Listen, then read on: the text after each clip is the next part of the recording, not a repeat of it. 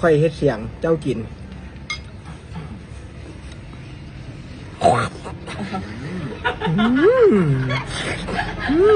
ก็กล้ากินเลยหัว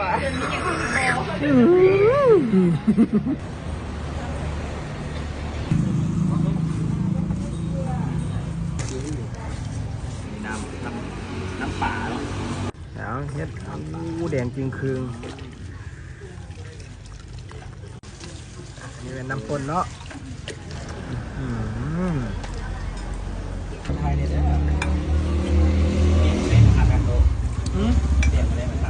อย่างมือแรงคุณน้ำป่าชิ้นควายอันนั้นเด้ไว้กันไว้ทั้งสอง เอาควายทั้งสองเอา เป็นกาเด้อฮะเจเกเรมากเขาคือใครนะคะมึงซอยแอเจเกเร กินเผ็ดแท้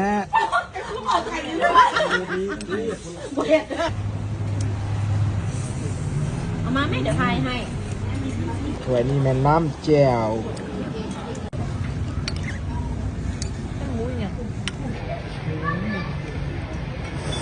อาจจะกินกับบัวไว้เว้ยขนาดไปหาไรหรอกนั่ง